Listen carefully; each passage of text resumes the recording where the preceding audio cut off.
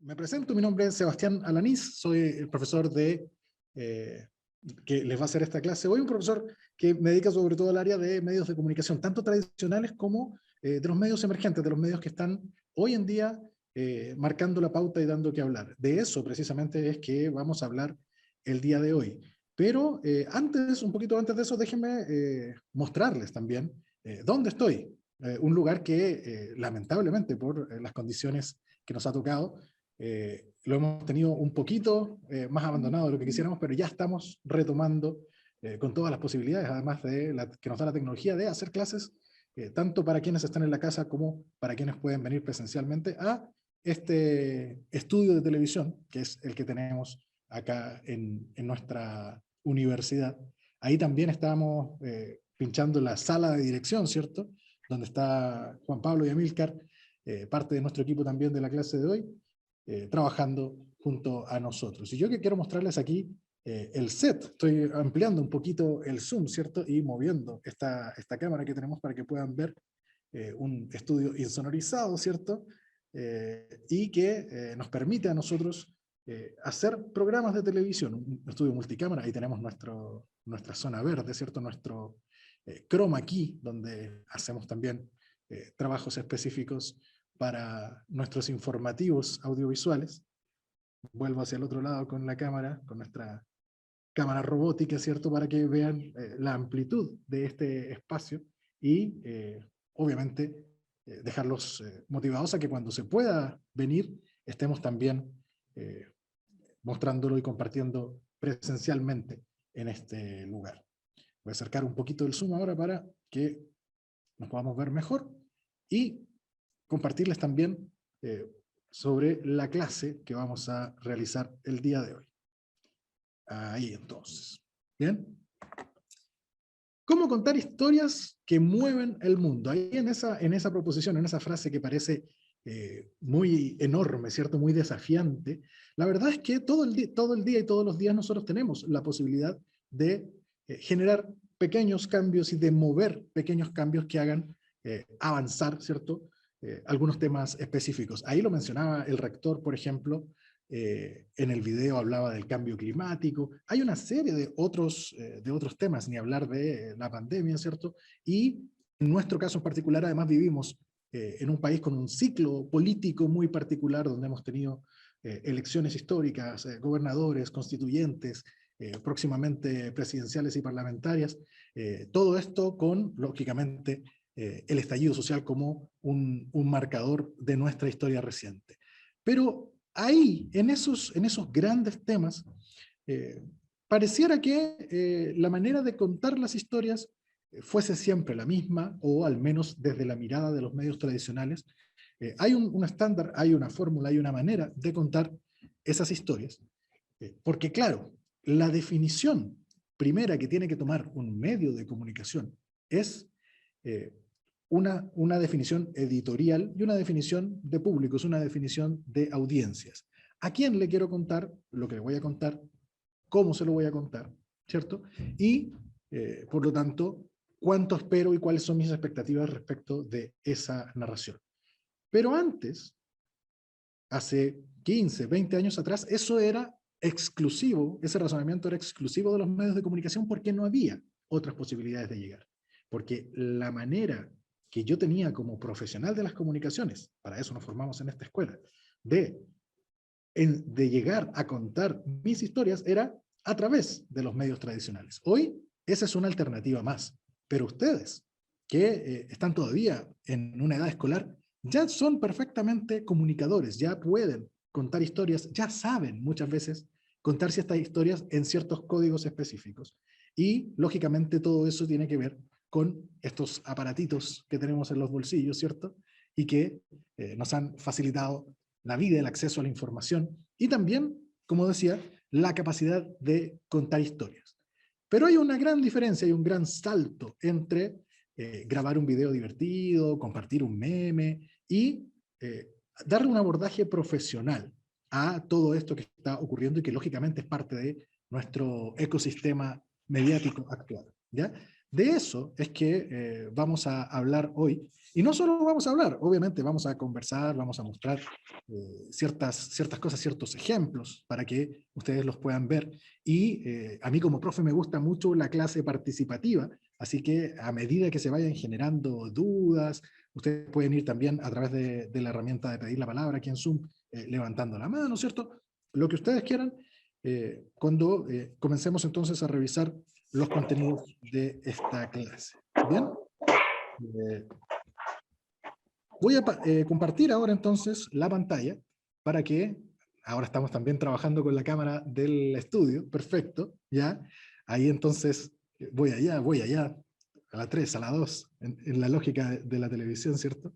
Esto es un estudio multicámara, ¿cierto? De gran nivel, y por eso mismo es que estamos tratando de sacarle partido y aprovecharlo para esta sesión. Pero insisto en que aquí la idea es revisar esta frase, ¿cierto? ¿Cómo contar historias que muevan el mundo?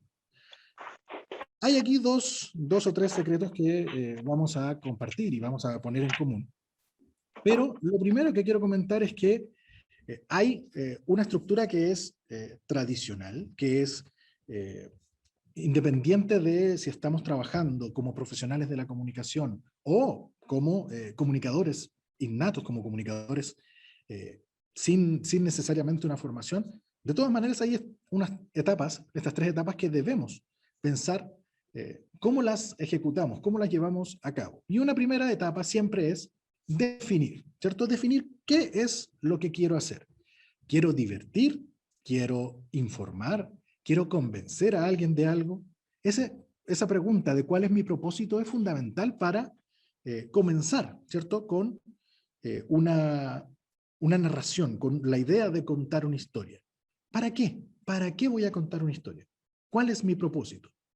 E insisto en esto, no tiene por qué ser necesariamente el propósito de informar con hechos veraces, que esa es una de las aristas de la comunicación. Obviamente, una a la que le damos muchísima relevancia en la formación de periodistas, más aún en una época donde parte de las amenazas que sufre la sociedad vienen desde políticas de desinformación.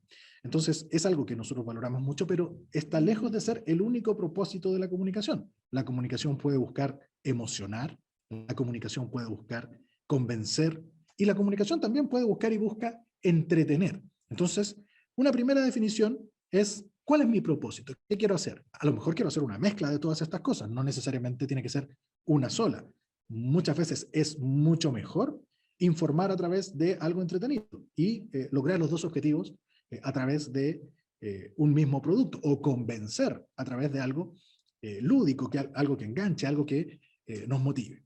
Bien, entonces, tengo que definir lógicamente un tema, una idea. ¿De qué quiero hablar? Cuando los periodistas trabajan en medios de comunicación tradicionales, en general están en una cobertura informativa, sobre todo cuando trabajan en prensa, en departamentos de prensa, en diarios informativos, en revistas o en sitios web de información, canales de televisión, radioemisoras. Los periodistas en general, esta pregunta de cuál es el tema y propósito, o sea, cuál es el tema, perdón, o el problema, tiene que ver con la expertise que van ganando a lo largo de su desempeño. Se trabajan muchas veces en uno o dos temas y se hacen especialistas en esos temas, ¿cierto? Hay mucha gente que entra, incluso a la universidad, sabiendo que quiere especializarse en un tema. Nos pasa mucho, por ejemplo, con el periodismo deportivo. Pero claro, ahí no me pregunto cuál es el gran tema, si es deporte, es salud o es educación, porque trabajo en eso, sino que dentro de ese ámbito, ¿qué voy a contar hoy? Voy siguiendo las noticias, voy siguiendo el desarrollo de las informaciones, ok, terminó Copa América, terminó Eurocopa, ¿qué viene ahora? ¿Cuáles son los próximos pasos por ejemplo, del fútbol internacional? Por ahí entonces tengo que estar siempre pendiente, siempre informado para saber cuál es el tema. Pero no solamente, insisto en esto, lo planteamos desde el ámbito informativo. Yo también puedo querer, desde la comunicación de una institución, desde una organización, desde el gobierno, desde una empresa, definir un tema, abordar un problema desde una perspectiva comunicacional. ¿Qué voy a hacer para hacerme cargo del tema de la sequía, por ejemplo? desde las comunicaciones. Puedo hacer algo, podemos hacer una campaña, podemos definir una serie de spots publicitarios en la vía pública o un programa de contenidos, de entrevistas, un podcast, qué sé yo.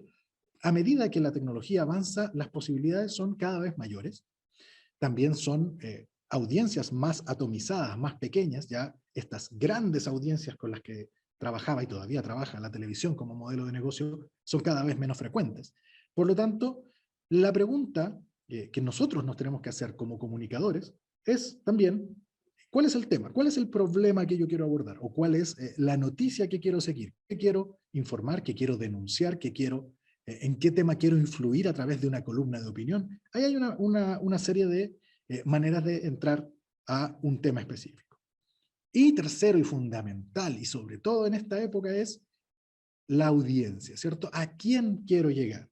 Porque es muy distinto, aunque sea un mismo tema y un mismo propósito, es muy distinto si yo apunto a una audiencia local, nacional, internacional, o si apunto a una audiencia juvenil, adulta o de adultos mayores, si apunto preferentemente a una audiencia femenina o masculina. Hay una serie de parámetros con los que yo puedo ir afinando la puntería, ¿cierto? Para saber a quién realmente le estoy hablando y esas tres definiciones, ¿qué quiero decir? ¿A quién y para qué?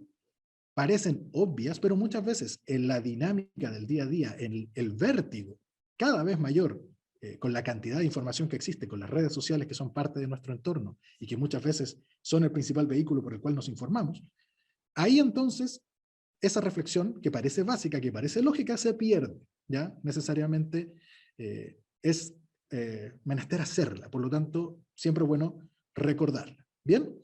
Y, lógicamente, una vez que tengo esas definiciones, viene ya una segunda pregunta. Dentro de esta misma idea de definir, antes de empezar a contar la historia, antes de empezar a producir la historia, es preguntarme por la plataforma.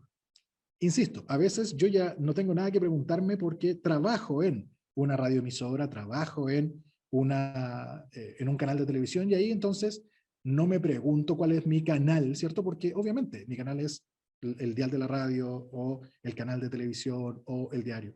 Pero cuando me pongo desde la posición en que estamos hoy, en que están todos ustedes, con su teléfono en la mano, queriendo producir contenidos,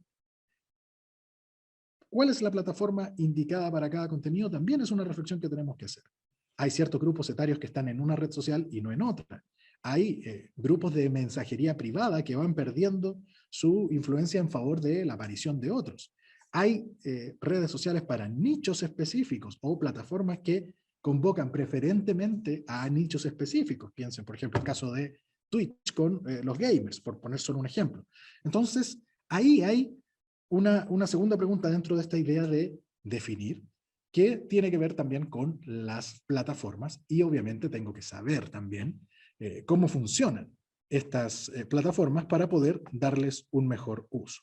Bien, entonces, muy brevemente les voy a mostrar, les voy a compartir aquí en la pantalla, algunas cosas que están ocurriendo hoy en nuestro país.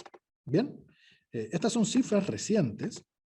Y, por ejemplo, cuando yo digo, tengo que saber cómo funciona la plataforma o cómo funciona el mundo de las comunicaciones y las comunicaciones mediadas en este caso, por ejemplo, tenemos que saber que nosotros, dentro del contexto de Latinoamérica, somos un país con muchas conexiones. Nosotros tenemos más conexiones, más teléfonos móviles, más smartphones que gente, ¿ya? Nosotros somos 18 millones de personas aproximadamente y las conexiones de Internet, o más bien los teléfonos celulares que pueden conectarse a Internet están en torno a los 24 millones de aparatos. Por lo tanto, ahí está, 23,5 millones de conexiones a Internet fija y a Internet móvil. Supera incluso a la población. Entonces somos un país muy conectado, pero además de ser un país muy conectado, somos un país que preferentemente se está conectando desde los móviles. Si bien, dado el encierro, dado el confinamiento por la pandemia, crecieron las conexiones fijas, ¿cierto? Hubo más demanda de conexiones fijas. La verdad es que todavía cerca del 85% de las conexiones a Internet se hacen desde teléfonos móviles y de esos teléfonos móviles el 95%, es decir, casi la totalidad de ellos son teléfonos inteligentes, son smartphones. Por lo tanto, ahí la conexión no es solo para ir a, utilizar un servicio específico o ver una noticia específica, sino que es esta multiplicidad de servicios que tenemos gracias a nuestros teléfonos inteligentes, más allá de el uso que le damos a las redes sociales, todas las aplicaciones, la información al momento del clima, de la temperatura, del lugar donde estoy, de los mapas, etcétera, todas aquellas opciones que nos ofrece la conectividad. Bien, y también a nivel de esta mirada de cómo funciona, no tiene que ser solo en términos de la producción de contenido, sino también eventualmente de cómo está funcionando a nivel económico este entorno, ¿cierto? Y por lo tanto, cómo podemos también hacernos cargo o sacar ventaja de este conocimiento. Aquí la cantidad de chips operativos, ¿cierto?, de teléfonos está cerca de los 25 millones, y de esos, la mayoría, y esto ha cambiado, esto hace 5 años era distinto, la mayoría es de postpago, es decir, de plan, ¿ya? Han mejorado los planes, ha habido más competencia con la aparición de nuevos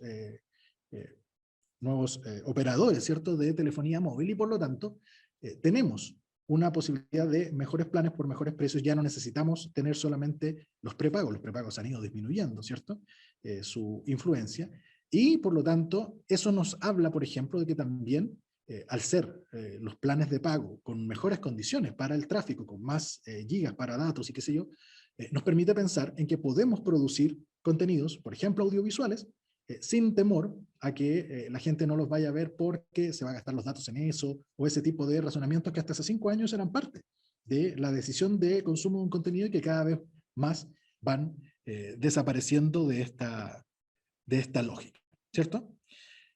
Bien, todo claro hasta aquí, se escucha bien, se ve bien, eso me interesa hacer ese chequeo siempre, lo hago en clases también con mis alumnos. Hasta aquí todo bien, pónganme ahí un dedito, o todo bien, me dice Ignacio en el chat.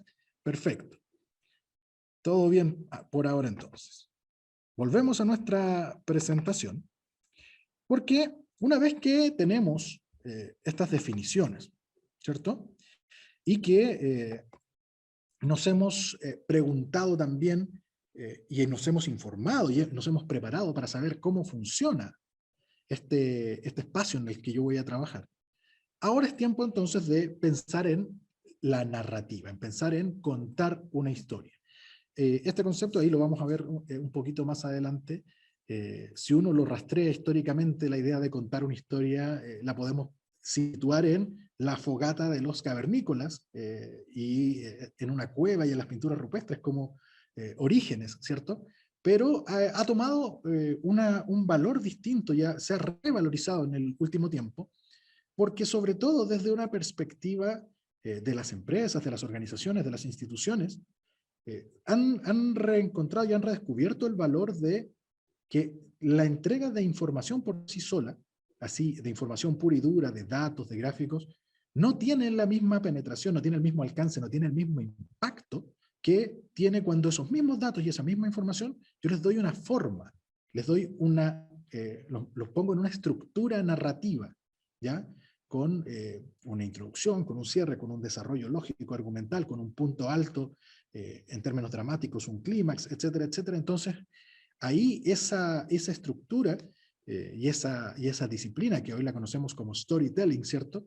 Y que, insisto, la podemos rastrear en los orígenes de la humanidad, pero que sin duda tiene una revalorización. Es algo que desde el periodismo siempre se ha estado haciendo, se han encontrado obviamente maneras distintas, y no todo el periodismo lo hace, sin duda, pero es algo que es parte bien inherente a nuestro trabajo y es una manera demostrada de tener un mayor impacto frente a un determinado tema. Solo por ponerles un ejemplo, una campaña, y esto está estudiado, se realizó una campaña con exactamente la misma información, pero a un grupo de personas se les entregó un folleto con los gráficos, con la información acerca de el hambre en un país de África, por ejemplo, y se entregó a la gente la información de porcentaje de niños desnutridos, ¿cierto? y cuánta agua tenían acceso y a cuánta agua necesitaban, etcétera, etcétera. Y a otro grupo de posibles donantes se les mostró un video con un caso donde se contaba la historia de una niña y a través de la historia de la niña se iban entregando exactamente los mismos datos, la cantidad de litros de agua necesarios, el porcentaje de desnutrición, etcétera, etcétera. Y después se midieron las donaciones. ¿Qué grupo donó más? Podrían adivinar el resultado. El grupo que vio el video donó muchísimo más que el grupo que solamente recibió la información a través de un papel y que por lo tanto no tenía la posibilidad de comprometerse, de emocionarse, de engancharse con esa información como si lo tenían quienes veían una historia. ¿Bien? Entonces, para contar una historia hay reglas. Hay ciertas reglas específicas, tradicionales, aristotélicas, si queremos llamarles así. Por ejemplo, ojo, las reglas se dominan y después se rompen, y los creativos del mundo así lo hacen también, pero primero hay que conocerlas.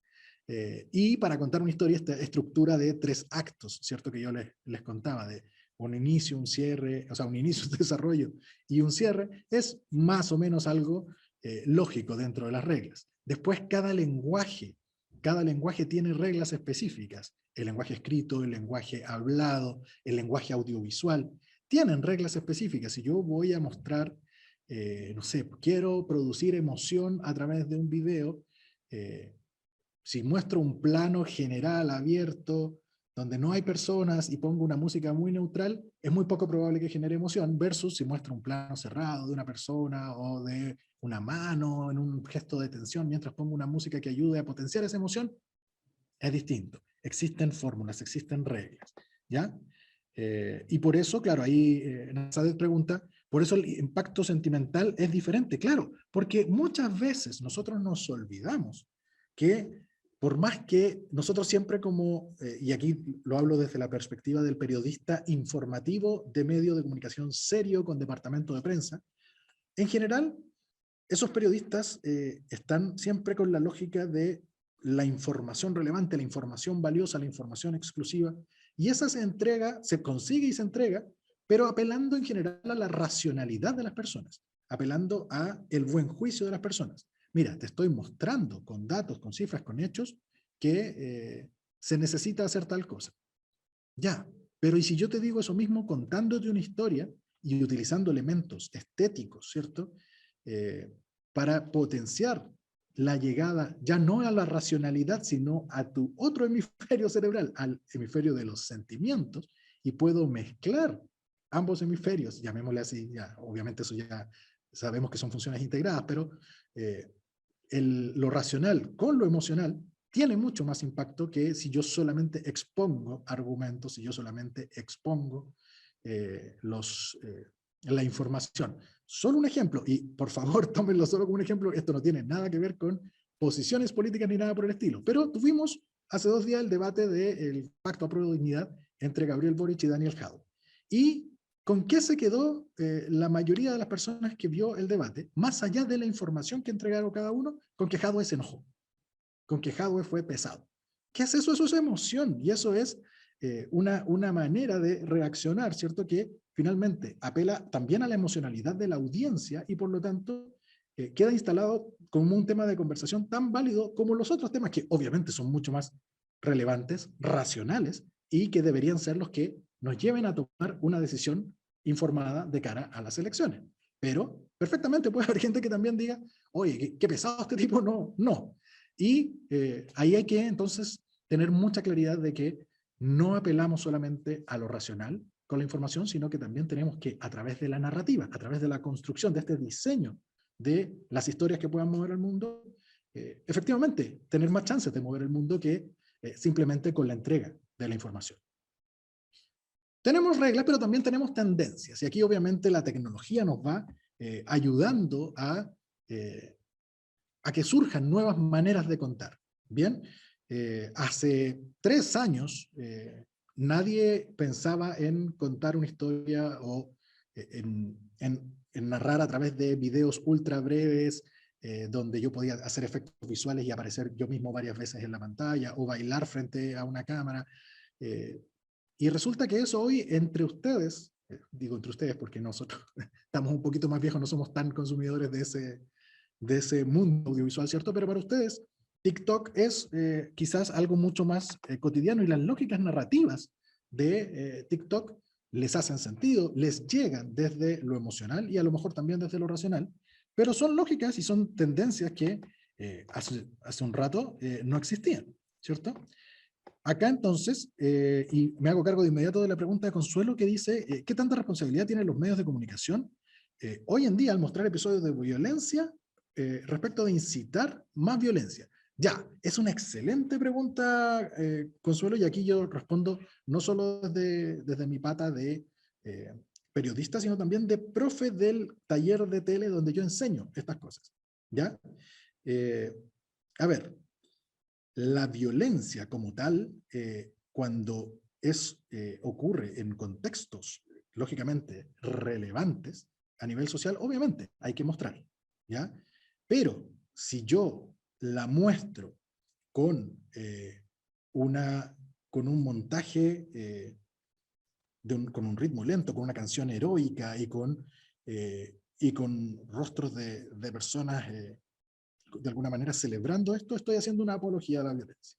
Y si yo lo muestro en un montaje ultra rápido con música de Rage Against the Machine, perdón por la referencia tan antigua, a lo mejor ustedes conocen algún grupo más moderno como con un rock pesado, duro, ¿cierto? Y con un montaje que solo privilegia sangre, fuego y qué sé yo, estoy haciendo todo lo contrario, estoy condenando editorialmente y acusando todo lo que ocurrió o poniendo todo esto se llama la teoría del framing en periodismo, haciendo un enfoque de la información que pone el acento en decir que todo lo que ocurrió fue violencia, que toda la violencia en ese contexto es, o sea, que todo lo que ocurrió en ese contexto fue violencia y por lo tanto nos produce ese efecto que es totalmente al contrario.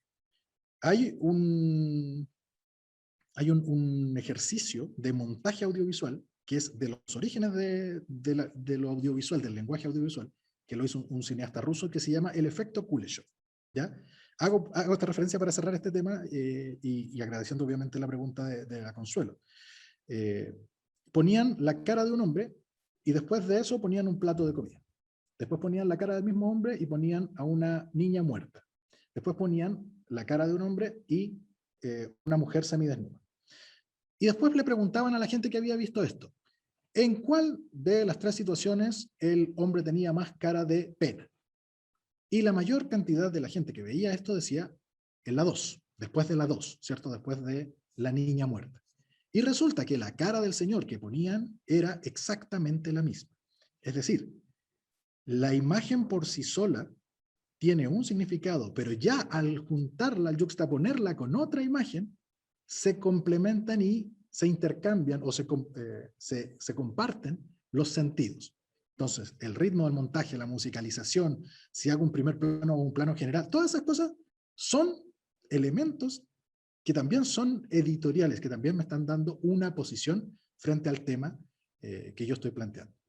Para cerrar, y esto es mi opinión personal, Consuelo, yo creo que en general los medios exageran y utilizan el lenguaje de una manera un poquito más espectacular para llamar la atención sin tomar en cuenta necesariamente la responsabilidad que tienen que tener frente a hechos, por ejemplo, como la violencia. Así que creo que sí tienen una responsabilidad. Y es más, te voy a contar un secreto a ti y a todos. Ustedes han visto que al final de los programas de televisión salen unas letras que dicen el canal no se hace responsable de las opiniones vertidas en este programa son de exclusiva responsabilidad de quienes las emiten y no representan necesariamente el pensamiento del canal. Ese cartón miente, porque el canal es responsable de todo lo que emite. Y uno puede acusar al canal o denunciarlo al Consejo Nacional de Televisión, aunque la persona que haga entregue una opinión no sea parte del canal ni sea contratada por el canal. Así que ahí hay una salvaguarda que toman los canales, pero que de todas maneras no necesariamente funciona.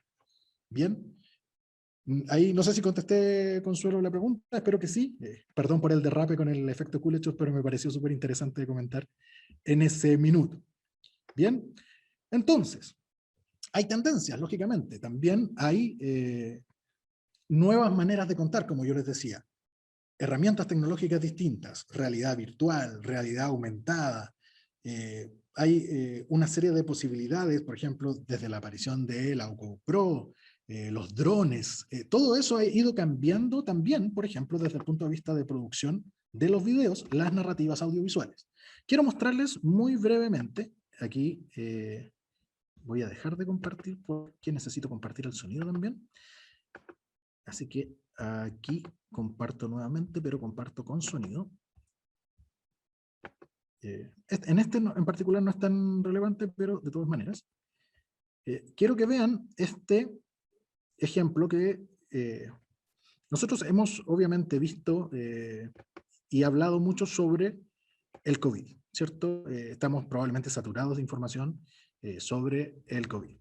Pero yo decía que hay nuevas maneras de contar y nuevas maneras, aprovechándonos de la tecnología y nuevas maneras que lo que buscan es que después de definir cuál es mi audiencia, abordarlos de una manera que apele más a la acción y a un enganche con esas audiencias, más que llegar simplemente con la información. Yo antes llegaba solamente con la información, las audiencias no tenían la capacidad de responder, y ahora es todo puede generar un diálogo en redes sociales, todo puede ser compartido y todo puede ser también interactivo. Quiero que vean, por ejemplo, este ejemplo que se llama The Pace of Death. Es un especial que hace el equipo gráfico de Reuters, ¿cierto? Una agencia muy prestigiosa de información, y que calculando el promedio de personas fallecidas, ¿cierto?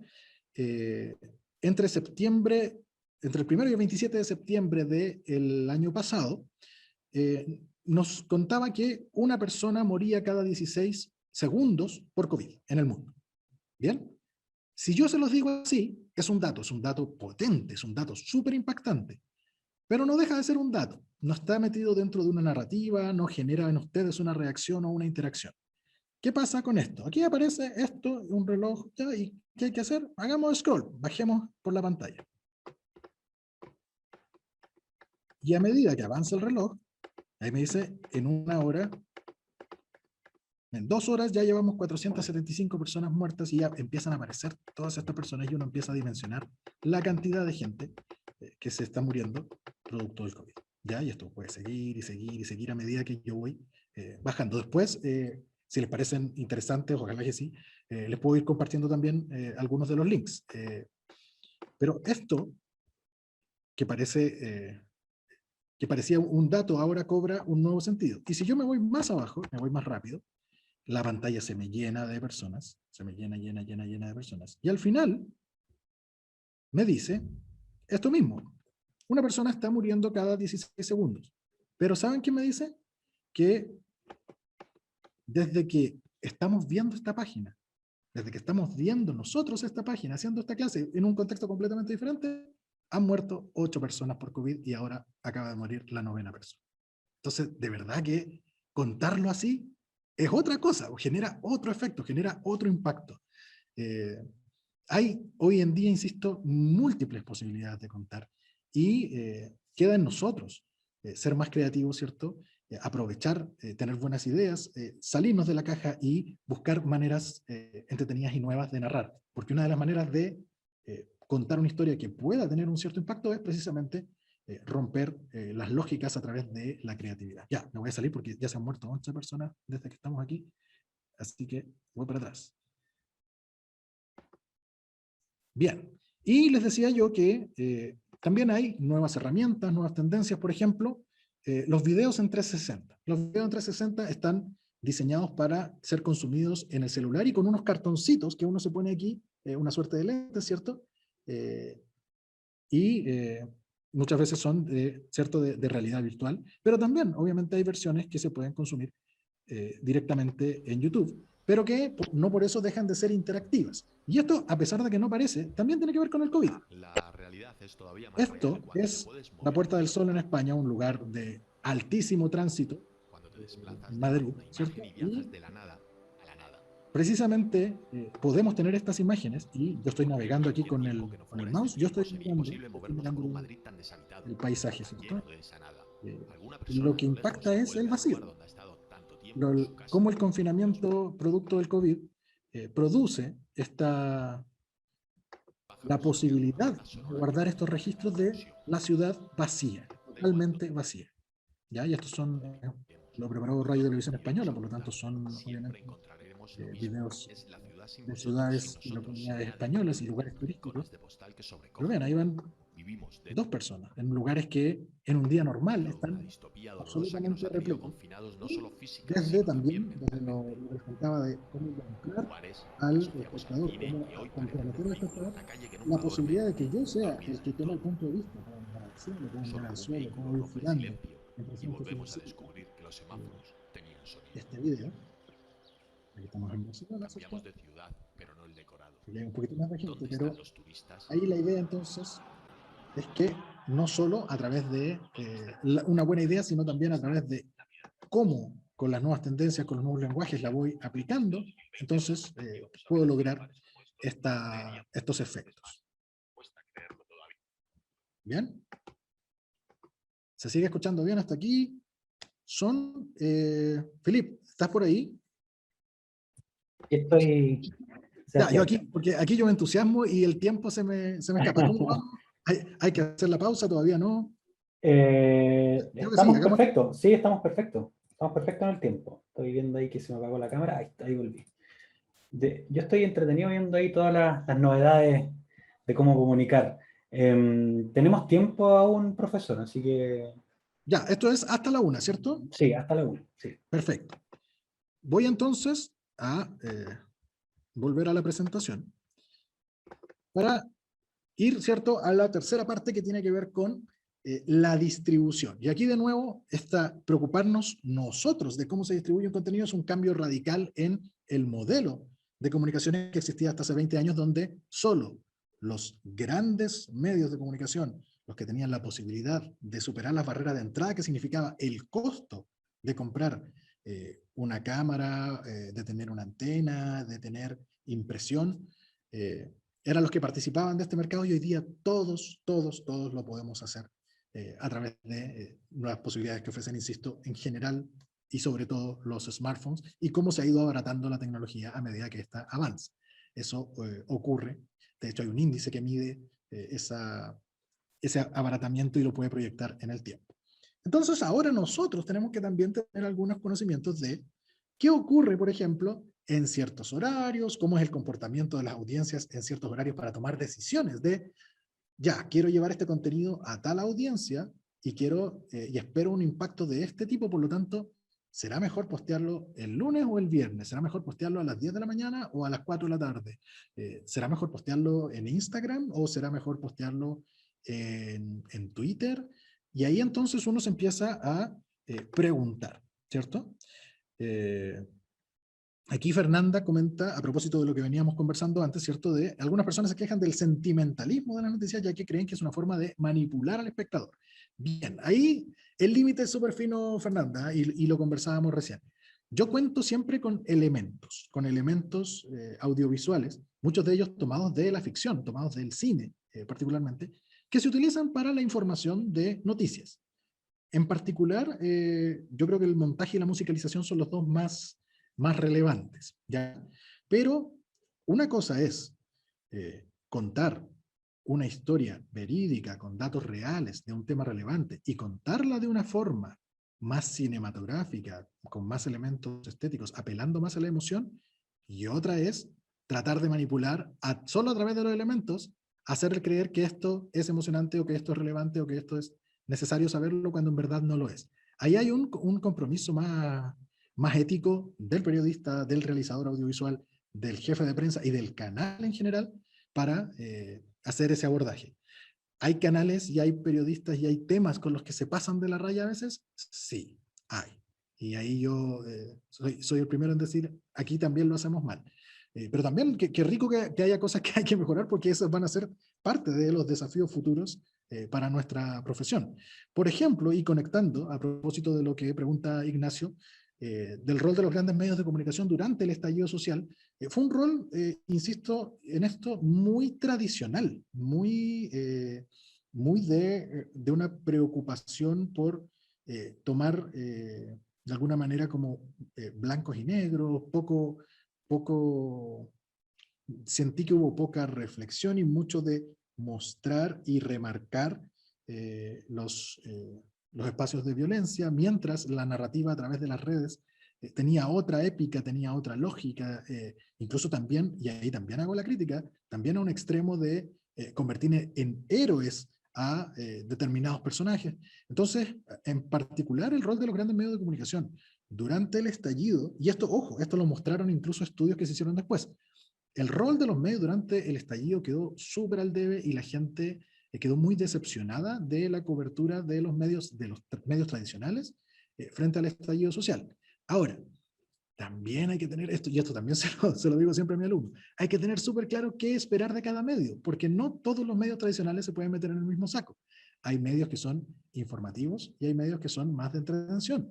Hay canales que tienen o diarios que tienen una postura editorial que uno puede darse cuenta a qué grupos o a qué lógicas políticas, ideológicas pertenecen y por lo tanto, cómo van a enfocar cierta información. Uno no debería esperar cosas que un medio no le va a entregar, pero sí debería esperar que hubiese al menos un medio dentro del espectro de medios, y eso se llama pluralismo, ¿cierto?, que entregue la visión con la que yo comparto, la que estoy más de acuerdo. En eso, y aprovecho esa pregunta, obviamente la respuesta es, me parece que no lo hicieron bien, pero se reivindicaron rápidamente porque hicieron una muy buena cobertura de la pandemia. Y eso, por eso les comentaba que había un estudio muy interesante que mostraba cómo había bajado la credibilidad de los medios, en particular de la televisión, durante el estallido social, y había repuntado no solo la credibilidad, sino también el consumo a partir de la pandemia y el confinamiento. Así que estamos en un vaivén que tiene una nueva...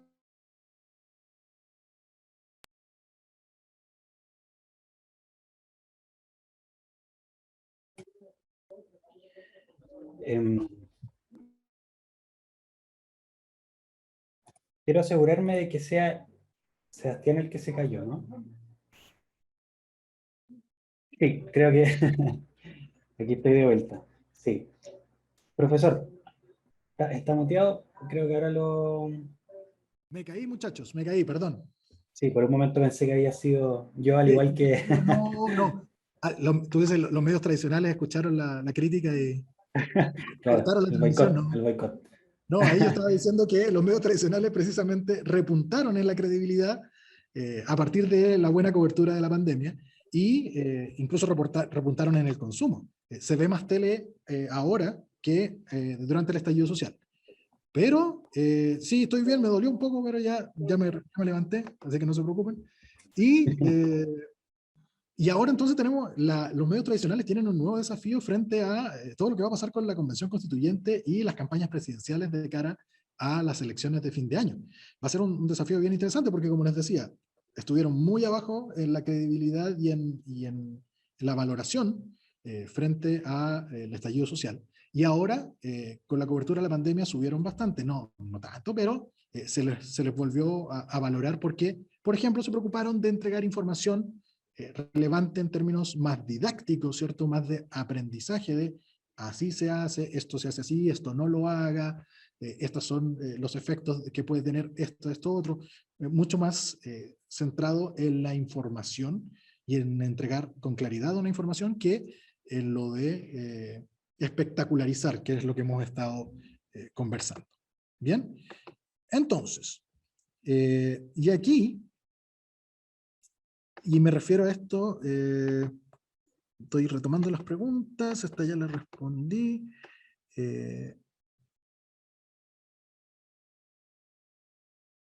Ya, ahí yo estoy de acuerdo, y más que usar la palabra manipular, es lo que decía María José, ¿cierto? Lo que sí yo tengo que estar muy consciente, y eso uno no necesariamente lo está, y aquí cuando preguntan, ¿qué falta en los colegios? ¿Qué falta enseñar en los colegios? ¿Dónde falta educar en los colegios? Yo creo que falta alfabetización mediática básica, que es decirle a las personas, este medio o estos medios funcionan así, tienen esta línea editorial, por lo tanto van a enfocar las noticias de esta manera y no necesariamente es que sea más cierto o menos cierto, sino que nuestra responsabilidad como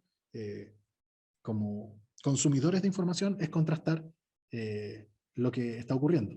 Hay un gran riesgo hoy en el mundo digital, y es a partir de los algoritmos, ¿ya? Aquí ahí nos metemos en otra lógica, porque los algoritmos hoy día me muestran y me siguen mostrando lo que yo ya demostré que me gusta, y por lo tanto me encierran en una burbuja con gente parecida a mí, personas que piensan parecido a mí, opiniones parecidas a mí, y como comunicador, eso es muy riesgoso, porque pierdo la capacidad de observar todo el espectro, reflexionar, contrastar ideas, y me voy quedando solo con una idea y me voy convenciendo de que todo el mundo opina igual, porque todo lo que me sale a mí tiene que ver con eso, y eso es uno de los grandes riesgos que, además de la desinformación y las fake news, ese es otro de los grandes riesgos del mundo digital hoy en relación a las comunicaciones y el periodismo, y por eso es que es tan relevante estudiar esta carrera hoy, porque hay un montón de desafíos nuevos para los que tenemos que prepararnos, ¿ya? A eso, cuando tú lo mencionas ahí, más que estar conscientes de que nos van a manipular, porque manipular es como que nos mientan, es como que abiertamente nos lleven por un lado que no queremos. No, pero sí deberíamos saber, y no lo sabemos, o al menos la gran mayoría de la gente no lo sabe, cómo funcionan los medios a nivel ideológico, a nivel económico y a nivel de producción de noticias. Si la gente lo supiera, sabría que producir un informativo, si bien la base es el reporteo veraz, el reporteo tendiente a la objetividad, ¿cierto? Va a tener un tinte editorial, y en términos de la producción de los recursos que yo utilizo para producir, se produce igual que un programa de entretención, con cámaras, con lenguaje audiovisual, con un director, con un responsable de contenido. Entonces, ahí falta para, respondiendo un poco al comentario de María José, una cierta alfabetización mayor en relación a los medios y su funcionamiento. Y cuando dice Diego sobre el periodismo, cuando el periodismo, ¿cómo se contrasta esto de que el periodismo busca la objetividad versus la línea editorial dentro de los grandes medios? Ya, ahí entonces, una definición clásica, tradicional, es, primero, y aquí qué bueno cómo lo pusiste, Diego, porque pusiste busca la objetividad, y eso es precisamente lo que hace, porque la objetividad no existe, ¿ya? No existe tal cosa porque somos sujetos, y somos nosotros, sujetos comunicadores, sujetos periodistas, quienes observamos y quienes construimos un relato a partir de eso. Entonces, por más que nosotros, nuestra responsabilidad sea tender a la objetividad, somos sujetos, y por lo tanto nuestros mensajes pasan por un sedazo de subjetividad. Distinto es que yo no sea objetivo y opine lo que yo quiero y muestre lo que yo quiero cuando esa no es la realidad. Eso es mal periodismo, eso es desinformación, y es otra cosa. Pero, ¿cómo conversa con la línea editorial? Bueno, ahí hay una discusión que desde lo teórico se plantea como que el periodista es un profesional libre y que debería poder escoger trabajar en un medio donde sus ideas son afines a las ideas del medio, pero la verdad es que el mercado laboral a lo mejor no te ofrece tanto esa posibilidad, pero sí existe la posibilidad, y eso funciona mucho en la interna de los medios, de periodistas que reportean, que escriben, o que montan un trabajo, ¿cierto?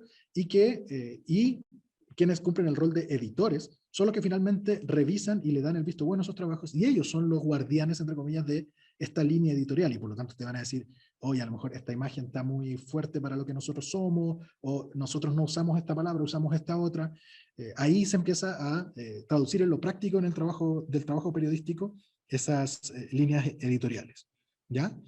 Y lo que preguntaba Felipe, ¿cuánto y de qué forma afecta? Es, a ver, más que apelar, insisto, esta diferencia entre lo racional y lo emocional nosotros la hacemos un poco desde la teoría y para explicar cuáles son elementos puramente informativos, datos duros, racionales, y otros cuáles son elementos más que apelan más a la emocionalidad. Pero la verdad es que van siempre juntos, ¿ya?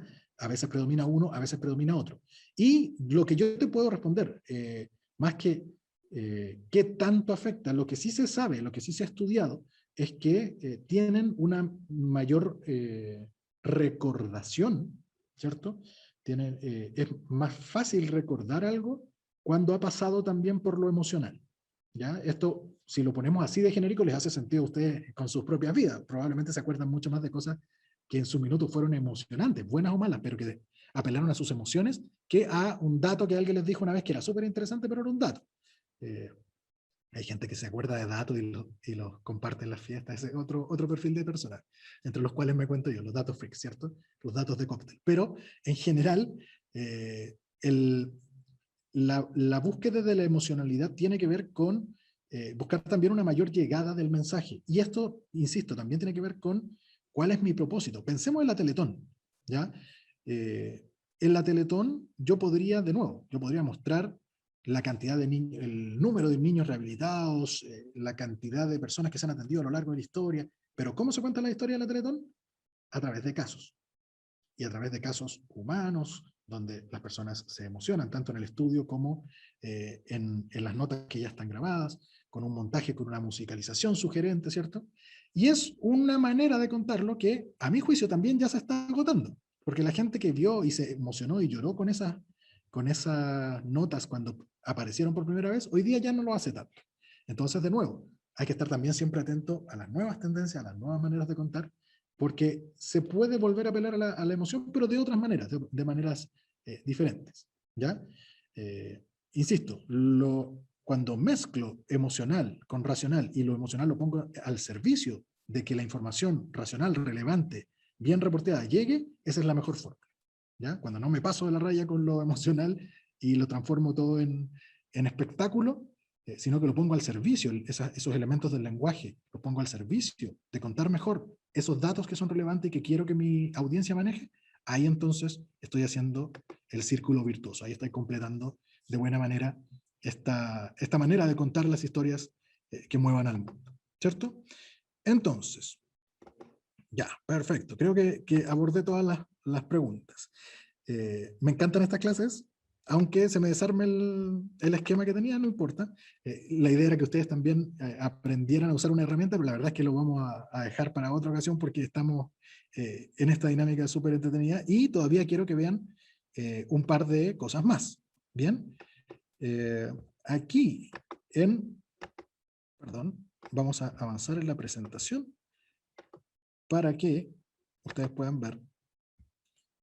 Entonces, les decía yo, una manera de destacar en este mar de información con creatividad y conociendo cómo funcionan los algoritmos, ¿cierto? Aquí, brevemente, un ejemplo, ¿cierto? Vamos a ver un TikToker. No sé si lo conocen, si lo han visto, pero aquí un...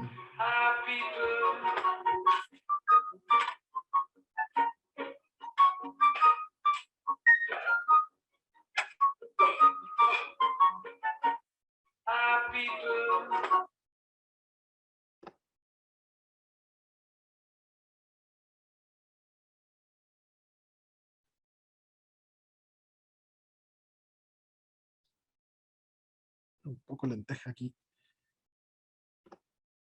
A ver, no apareció nada más. Ya.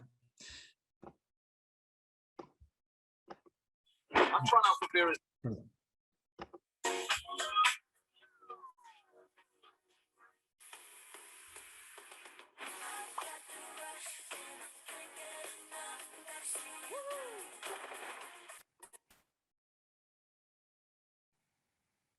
Bien.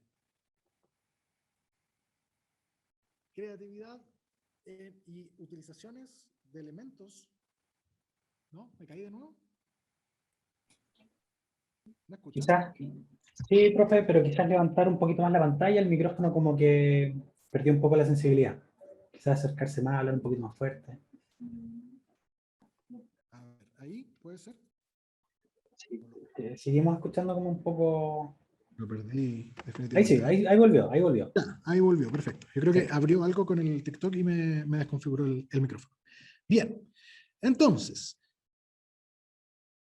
las posibilidades que van ofreciendo las plataformas también van determinando el lenguaje y las nuevas maneras de hacer, y es también un círculo que se va retroalimentando. Antes no existían los comerciales de 5 segundos. ¿Quién iba a hacer un comercial de 5 segundos? Sí, la tele, que era la única que mostraba comerciales, decía los comerciales tienen que durar mínimo 30 segundos. Y ese era el estándar. Y entonces todas las productoras de comerciales producían comerciales de 30 segundos. ¿Y qué pasó? Llegó YouTube, empezó a distribuir videos y una vez que empezó a distribuir videos dijo ya, necesito pasar comerciales. A los 5 segundos le voy a dar la posibilidad a la audiencia de que se salte el comercial. ¿Qué hicieron las agencias? ¿Cómo respondieron las agencias de publicidad a eso? Vamos a hacer comerciales de 5 segundos. Y hoy día está plagado de comerciales de 5 segundos, cuando antes tenían, y la lógica y el estándar eran 30 segundos. Un ejemplo muy, muy chico para darnos cuenta de cómo se va retroalimentando, ¿cierto?, este ciclo entre tecnologías y, lógicamente, también lo que ofrece el lenguaje. ¿Ya? voy de nuevo a la presentación, porque también yo necesito esta brevedad. Nosotros, el umbral de atención de una persona frente a un contenido, o ni siquiera el umbral de atención, el umbral de atención es bajo y cada vez ha ido bajando más, pero además la oportunidad que yo le doy a un contenido para ver si lo sigo viendo o no, es en torno a entre 3 y 5 segundos. Si a mí a los 3 o 5 segundos no me gustó el contenido, voy a otra cosa, no pierdo mi tiempo, me cambio, me salgo. Por lo tanto, ahí la brevedad y de nuevo, apelar a la emoción, también es otra de las maneras de trabajar este tema. Aquí había un video, pero no lo vamos a saltar porque no es tan relevante. Y sí quiero que veamos esto porque cuando yo como usuario y cuando, sobre todo yo ya como productor de contenidos, quiero que los usuarios sean los encargados de que mi video se distribuya, se multiplique, se viralice, nunca mejor dicho en esta época, ¿cierto? Ustedes saben que el término viralización para los videos viene de cómo un virus se va multiplicando, de ahí salió el término originalmente, y ahora lo tenemos en su versión literal, ¿cierto? Pero tengo que pensar en que la mejor manera de que un video, un contenido, una infografía, un audio, se distribuya es que la gente lo quiera distribuir. Y cuando ustedes quieren distribuir algo, cuando los representa, cuando se sienten comprometidos con una idea, con una causa, o cuando algo les molesta, cuando algo quieren denunciar, cuando algo quieren funar, cancelar, como quieran llamarle, pero hay un compromiso emocional, lo decía la diapo anterior, ¿cierto? La emoción juega un rol importante. Aquí ya no estamos hablando de esta emoción de la construcción de los noticieros, sino de la emoción que busco en el usuario, a la emoción que busco apelar en el usuario de redes, por ejemplo, para que comente, comparta, le ponga like, etcétera, etcétera. ¿Bien? Y la relevancia. Pero la relevancia no es algo necesariamente objetivo porque va a tener muchísimo que ver con estas definiciones de las que yo hablaba al comienzo. Definir cuál es mi audiencia. Si yo defino que mi audiencia son estudiantes extranjeros en Santiago de Chile, a lo mejor el contenido más relevante para ellos va a ser qué sé yo, cuál es el plan de teléfono que ofrece un mejor roaming y cuáles son los carretes más tradicionales de Santiago. Y a lo mejor eso para una persona adulta que vive aquí, que padre de familia, no le puede interesar menos. Entonces, la relevancia tiene que ver también con esa definición de audiencias. Bien, y este ejemplo que les quiero mostrar tiene mucho que ver con eso. Esta es una campaña, ¿ya? Aquí nosotros, ustedes a lo mejor no lo hemos dicho explícitamente, pero Philip lo mencionó al comienzo, somos una escuela de comunicaciones y periodismo porque entendemos que si bien el título es de periodista y ustedes estudian periodismo, hoy día el campo laboral no es solo en el tradicional reporteo de los medios de comunicación, sino que también grandemente y crecientemente en empresas, en instituciones, en organizaciones, en emprendimientos propios. Por lo tanto, entendemos el comunicador como un generador de contenidos mucho más integral, un contador de historias mucho más integral. Y por lo tanto también no solo son ejemplos periodísticos, sino que también, por ejemplo, de campañas de comunicación. Esta campaña se llama Know Your Lemons, ¿ya? Hashtag Know Your Lemons, hashtag muy necesario siempre para hacer un seguimiento de cómo se conversa en redes a través de estos gatitos, ¿cierto? Y es una campaña educativa acerca del cáncer de mama. ¿Bien? Pero obviamente hacen esta analogía entre las mamas y los limones. Y la pieza principal de esta campaña era esta, ¿ya? Una bandeja con 12 limones y cada limón tenía un problema específico, ¿cierto? Y visualmente uno podía verlo, que tiene un poroto para acá, que tiene hundido, que le sale un líquido, que qué sé yo, y por lo tanto, con esta simple imagen, yo estoy educando brutalmente, y esto además es atractivo visualmente, es muy fácil de compartir, estoy educando sobre un tema donde el foco siempre era muy didáctico, preventivo, o emocional también en el sentido de que lo conversábamos antes, pero acá hay un abordaje mucho más práctico, quizá un poco más lúdico en lo visual, pero igualmente apela a una emoción y apela a que sean los usuarios, los propios usuarios y usuarios más jóvenes, por el tipo de visualidad, ¿cierto?, quienes distribuyan y compartan este contenido. Esta fue una campaña que, sobre todo vía redes, tuvo mucho éxito y le permitió, por ejemplo, a la creadora de la campaña ser invitada a distintos medios a hablar de la campaña, lo cual solamente reforzó el propósito que tenía esta campaña, que era la educación y un llamado de atención, pero con un lenguaje distinto en relación a el autocuidado, el autoexamen preventivo frente al cáncer de mama. Aquí tengo en el chat. Ya. Y qué bueno que me hacen la pregunta, Diego, porque creo que con ese ejemplo vamos a cerrar la clase, la presentación, porque ya ahí también estamos, creo, en el tiempo, Philip. Así que... Sí, estamos camino a estar cerca de... Perfecto. Estamos súper Entonces, bien. como para cerrar y resumir a nivel de fórmula, creatividad y algoritmos, ¿cierto? Creatividad para sobresalir, conocimiento de los algoritmos para saber, por ejemplo, subirme a una conversación y hacer que dentro de lo que se está conversando mi producto de comunicación destaque, sea informativo, sea persuasivo, sea de la naturaleza que sea. Brevedad, siempre tender a la brevedad. Hay pocos formatos, aunque los hay, sin duda, por ejemplo los podcasts, que pueden permitirse una producción más extendida y un poquito mayor, porque en general los podcasts apelan a nichos que ya están tan interesados en ese tema que quieren consumir largamente algún producto relacionado, y por eso se pueden permitir ese abordaje.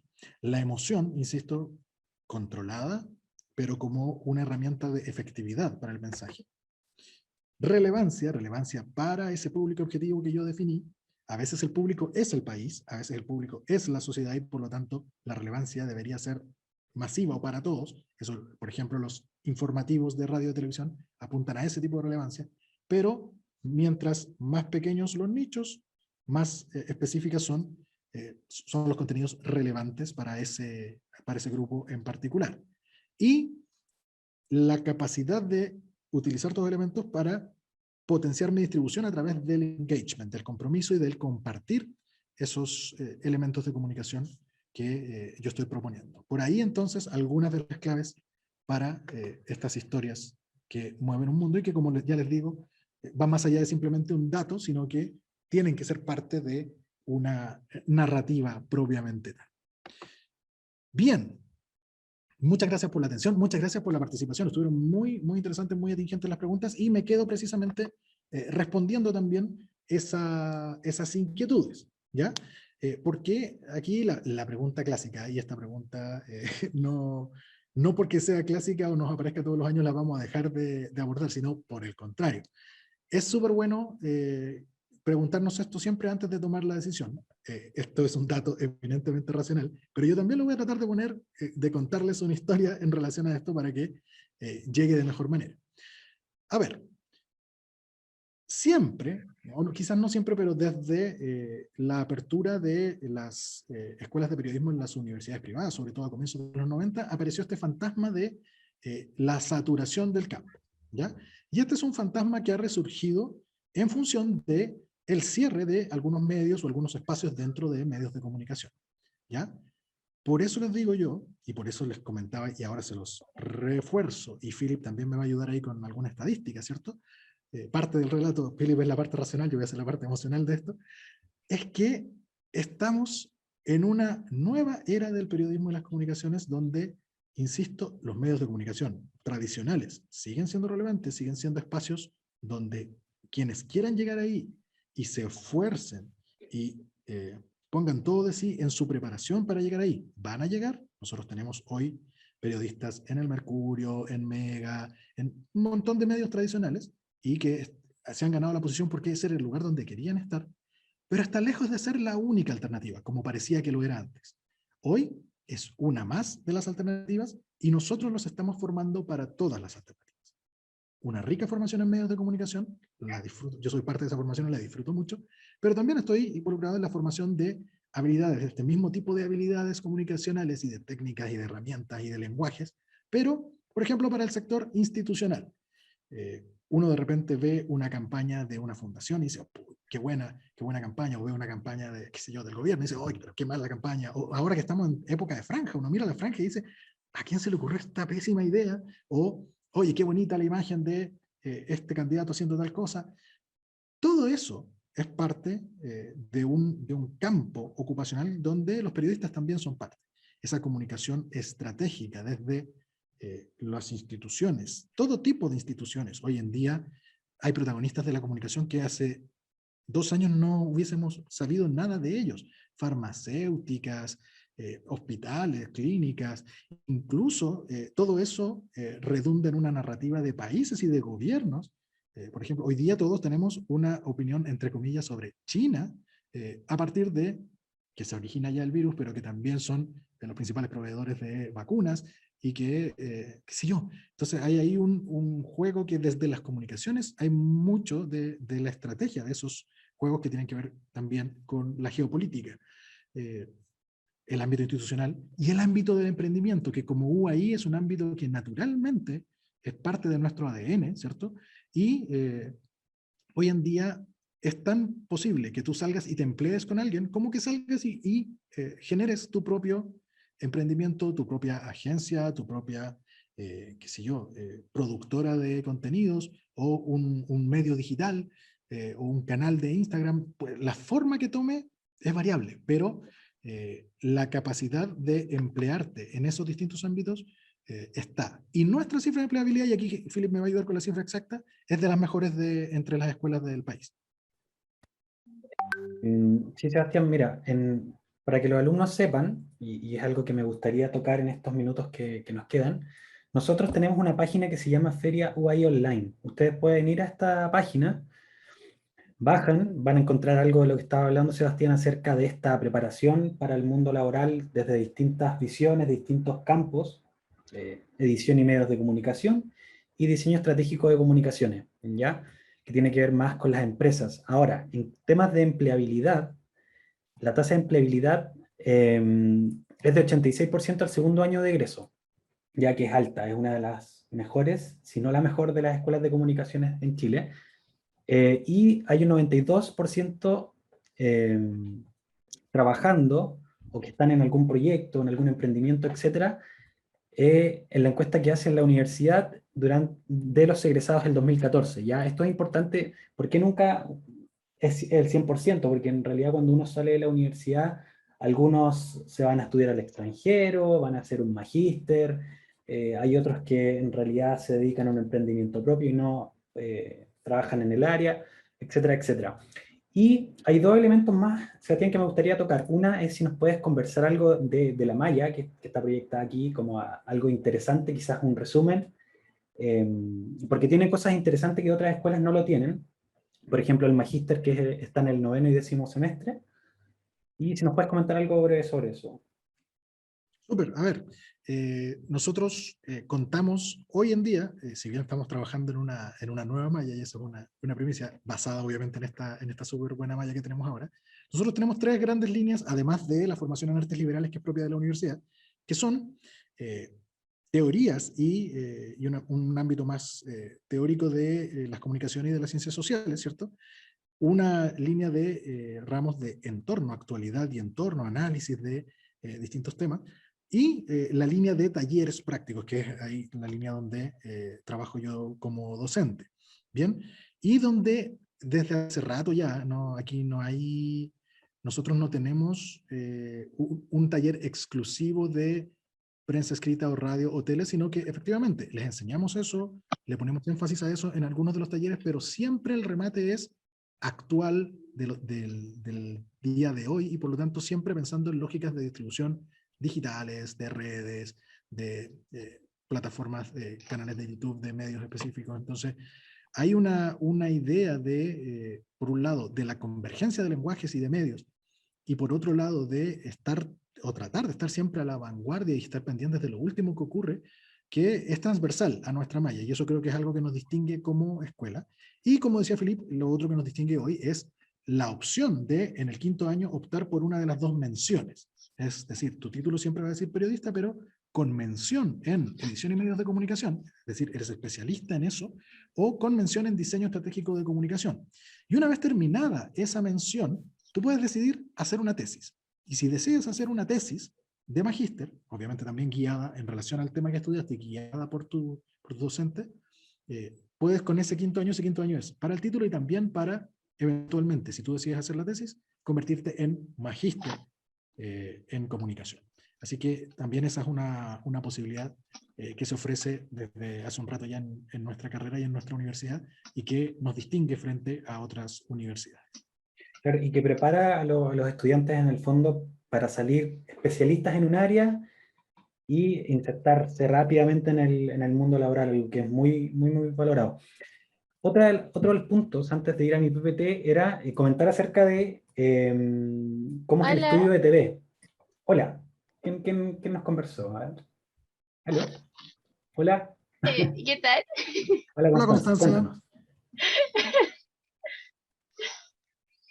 Cuéntanos, ¿tienes alguna pregunta? R, seríamos vendedores, creo. Entendí eso. ¿En qué parte? ¿En la parte en que yo hablé? ¿Constanza? Postulantes. Sí, sí. No te entiendo bien la pregunta, si la puedes formular como... Tenemos que negociar, pero... A ver, hay que leer esta cosita, hay que leer el documento primero, a ver. Nosotras somos vendedoras. Ya, creo que creo que ella se estaba confundiendo de taller porque está hablando algo de otro taller, pero la Sí. silencié ahí porque quizá, sí. Bueno, lo que yo les estaba Háblenle ahí por comentando... interno para que Sí, no se pierda sí. el No, remate. pero al parecer tenía abierto otro taller, así que no nos Ya. preocupemos. Bueno. Lo que yo les estaba comentando era que, bueno, este es el estudio de Santiago, ¿cierto, profesor? Y usted está acá, ¿no? Estoy En ahí, no, este, ahí acá, en la es escenografía correcto. central, pero aquí tenemos Claro, varias posibilidades de armar distintas escenografías. claro. Y el equipo se encontraba acá arriba. Cuando dijeron el switch, era acá arriba, ¿ya? Así que este del estudio era para darles una visión más como general y un poco en 360 de lo que hablaba. Este era el estudio Chroma que comentaba, claro, y se está viendo, que comentaba Sebastián. Y esta es una plataforma que se llama 360.ui.cl. Si nosotros cambiamos acá, por ejemplo, ponemos Dina, nos vamos a ir directamente a Viña del Mar, donde también tenemos un estudio de televisión bien equipado. Vamos a ir acá. Acá está, estudio de TV. Donde acá las dimensiones son un poco más pequeñas, pero que cumple con todos los estándares. O sea, con decirles que el de Santiago es mucho más grande que un estudio de televisión, de un canal de televisión, y esto ya vendría siendo como una dimensión estándar de un canal de televisión, dependiendo del estudio. El de los noticieros en general es así, profesor, ¿no? Sí, Estas son las es dimensiones que se un manejan, estudio ¿no? del tamaño de un todo noticias, por ejemplo. Claro. Y en general se van rotando las posiciones, etc. Y con eso ya quería pasar, profesor, no sé si quiere agregar algo más, porque yo No, voy yo ahora... estoy aquí abierto a preguntas si es que hay más dudas o consultas sobre lo que vimos en la clase, Claro. pero por favor, adelante, Filipe. Hola Martín. Martín nos tiene una pregunta, levantó la manito ahí, de hecho. Sí, quería preguntar Cuéntanos. que ¿dónde más tienen sedes en la quinta región? Ya, tenemos dos sedes solamente nosotros en la UAI. Una es en Santiago, específicamente en la comuna de Peñalolén, y la otra es en Viña del Mar, ya, que queda en el plan de Viña del Mar prácticamente, casi. Y Vale, acá es súper bueno aclarar, y aprovechando la pregunta, que son dos sedes distintas, pero no son dos escuelas ni dos carreras distintas. Claro, La malla es la misma y los profes somos el 90% del tiempo los mismos. Los profes que tenemos oficina en Santiago, viajamos a Viña a hacer clases, todo esto en la presencialidad. Obviamente ahora estamos todos haciendo clases desde nuestras casas, pero las profes que están en Viña vienen a hacer clases a Santiago. Entonces, son escuelas espejo y muchas veces hay alumnos que después de 2 años, por ejemplo, quieren un cambio de sede y se quieren ir a vivir a Viña del Mar o se quieren ir a vivir a Santiago. Ahí no hay ningún problema porque la escuela es exactamente la misma, la malla es exactamente la misma y por lo tanto no hay problemas en ese sentido con la movilidad, no es que tengan que convalidar algo ni nada, porque son exactamente la misma carrera. La única restricción, llamémoslo así, no una restricción, pero es que los quintos años, actualmente, esto podría cambiar eventualmente, pero los quintos años sí se hacen en Santiago. Ahí no hay, Viña llega hasta cuarto año y en quinto se junta Santiago y Viña en Santiago. Lo que es toda una experiencia, o sea, no lo tomen como algo que les va a desacomodar, sino que les va a abrir mucho más las puertas, es algo que es súper bueno para generar mucho más vínculos. Renato tiene otra pregunta. Hola Renato, ¿cómo estás? Hola, Sí, después también a Gabriela que está en el chat. Vamos con Renato, después con Sí. Gabriela. Mi consulta iba más indicada al periodismo internacional, porque es como la rama que me llama la atención del periodismo, y quería saber el cómo nos prepara la universidad para vivir el periodismo internacional. Ya, perfecto. Aquí hay varias opciones. Primero, en la malla actual existe un ramo de análisis internacional, que es básicamente ponerse al día, obviamente desde las coberturas periodísticas también, de la actualidad, pero llamémosle actualidad, los últimos 20, 30, 40 años, de los grandes sucesos y los grandes procesos a nivel político y social en diferentes partes del mundo. ¿Ya? Y después, dentro de los talleres, cada taller y cada profe va pauteando semana a semana los distintos ejercicios. Los talleres son simulaciones de que estás trabajando para un medio en particular. Entonces, cuando tienes el taller de redacción, de periodismo escrito, ahí hago un poco conexión con la pregunta de Gabriela, aunque ya voy a profundizar en eso, tú tienes que recibir una pauta, un tema, a las 8 de la mañana y a las 6 de la tarde estar entregando el tema, listo, reporteado, con fuentes, escrito, qué sé yo. Y muchas veces en esas pautas es que cada alumno, por sus intereses, va marcando diferencias y va profundizando en temas específicos. Por ejemplo, yo ponía recién el ejemplo de los que les gusta el periodismo deportivo. Los que les gusta el periodismo deportivo siempre se van a encontrar una pauta que, oiga, profe, hoy día va, no sé, pues se van algunos seleccionados al aeropuerto y vuelven a sus clubes, se acaban sus vacaciones. Ya, pero tiene que hablar con un seleccionado, váyase al aeropuerto, y se va al aeropuerto con su grabadora, reportea, etcétera, etcétera. Entonces, además del ramo de análisis internacional, dentro de los talleres, el tema internacional, así como deporte, cultura, economía, política, social, tecnología, ciencia, todos los temas son posibles de abordar cuando hay buenas propuestas, interesantes propuestas de pauta, y los profes vamos guiando entonces el desarrollo de esos procesos. Respondo ahí también, bueno, y de hecho en el último año, que nosotros hacemos un noticiario de tele aquí en el estudio, hay un bloque internacional con un conductor que está específicamente designado para ese día para hacerse cargo del área internacional y sus compañeros lo ayudan a armar los bloques de información. Ahí es prácticamente igual como se hace en televisión. Y respecto del periodismo escrito que preguntaba Gabriela, existen ramos específicos como el taller de redacción, el taller 1, que tiene el énfasis en lo escrito, el curso Narración de no ficción, donde se enseña cómo se cuenta la no ficción, la realidad, pero con elementos escritos más propios de la novela, del cuento, de los relatos más ficcionales, en términos de cómo convertirlos en piezas más atractivas, más sugerentes, y un ramo final de periodismo de investigación que por ahora todavía se hace solamente en escrito. De hecho, en algunas semanas más va a salir un libro sobre experiencias de personas con el COVID-19 que se produjo a partir del curso de investigación periodística donde los alumnos son los autores de ese libro, a partir de su reporteo. Y eso es obviamente todo en formato escrito. Así que hay hartos ramos, harto énfasis y está distribuido a lo largo de la carrera, ¿ya? El tema del periodismo escrito. Profesor, antes de que para todos los asistentes, desde ahora les va a salir una votación que es nos ayuda a evaluar este tipo de talleres, actividades, así que les agradecería que nos contestaran esa pregunta.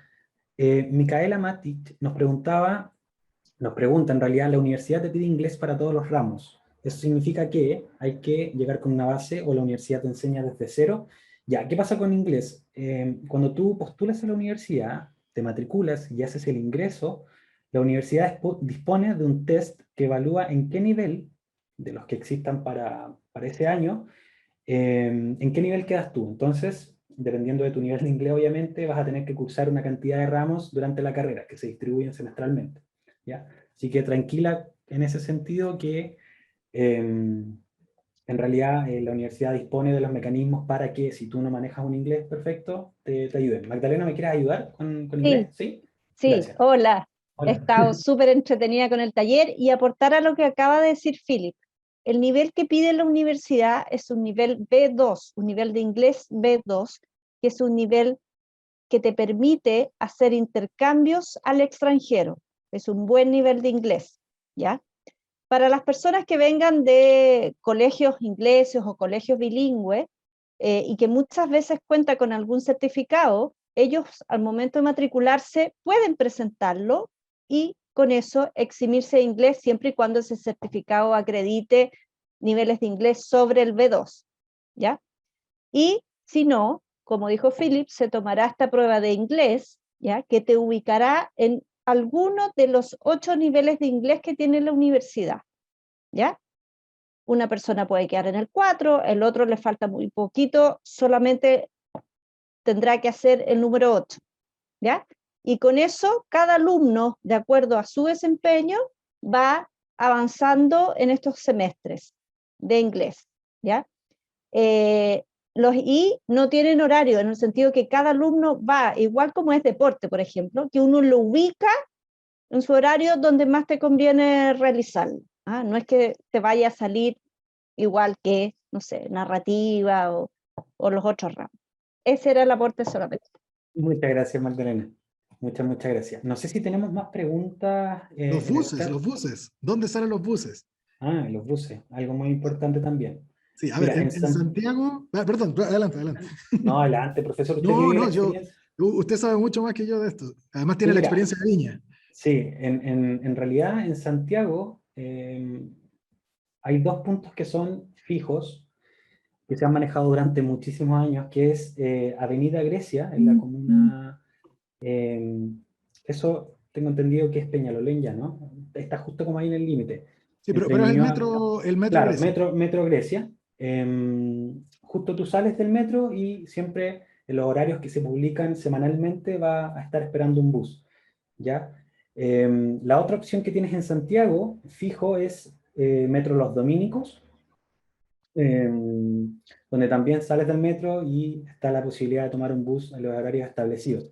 En general, la universidad siempre tiene un bus antes del bloque de clases que te va a tocar, ¿ya? Por ejemplo, yo me acuerdo cuando estudié en la universidad, me acuerdo que tenía clases a las 11:30 y tenía un bus a las 11, a las 10:50, a las 10:55, o sea, eran muchas las opciones para poder llegar con tiempo a la universidad.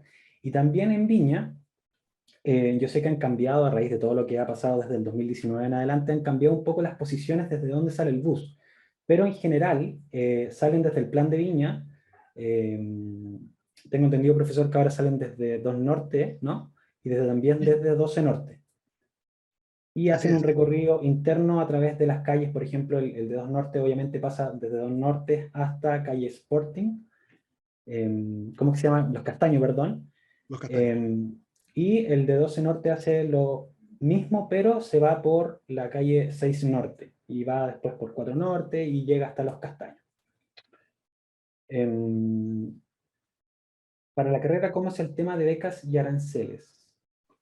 Mira, Diego, para que no nos extendamos más, yo te voy a dejar en el chat una Ahí, página, Magdalena, claro, se se nos adelantó. adelantó, se nos adelantó, claro, ahí pueden encontrar toda la información necesaria, ¿ya? Yo les voy a presentar las últimas láminas con una invitación,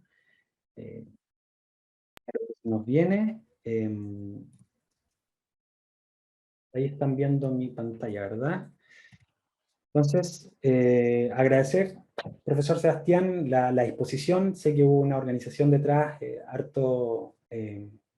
dedicación por lograr que se vea espectacular el estudio. También agradecer a Juan Pablo, a Milcar, que estuvieron detrás, bambalina ahí están. Hola Juanpi, muchas gracias. Ahí están.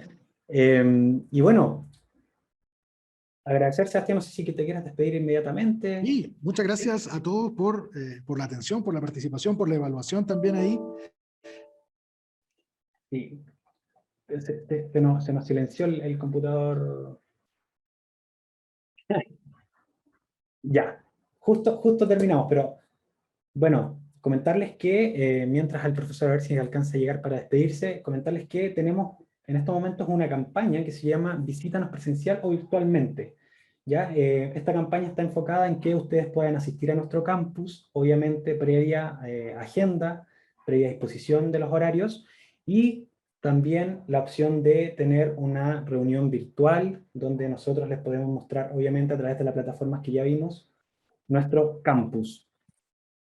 Comentarles también que durante agosto vamos a tener nuestro segundo ensayo online de la prueba de transición para que puedan asistir, lo agenden con tiempo. Este es un ensayo súper bueno porque ustedes pueden realizarlo y una vez que tienen los resultados se hace un taller de ensayo y error, que es inmediatamente después de la finalización del ensayo, ¿ya? Esto ustedes lo pueden realizar desde el 10 de agosto hasta el viernes 20 de agosto, ¿ya? Cualquiera de estos ensayos. Y los talleres van a ser el día sábado, primero partiendo con matemática a las 10 de la mañana y luego con comprensión lectora a las 12. Así que ahí les dejamos nuestros contactos, cualquier duda que tengan, cualquier cosa que le podamos ayudar, ahí está el profesor. Profesor, si nos hacemos con la manito para despedirnos, ahí se está despidiendo desde el estudio, así que les agradezco un montón la asistencia y nos encontramos en otra oportunidad. Así que, chao, chao, cuídense.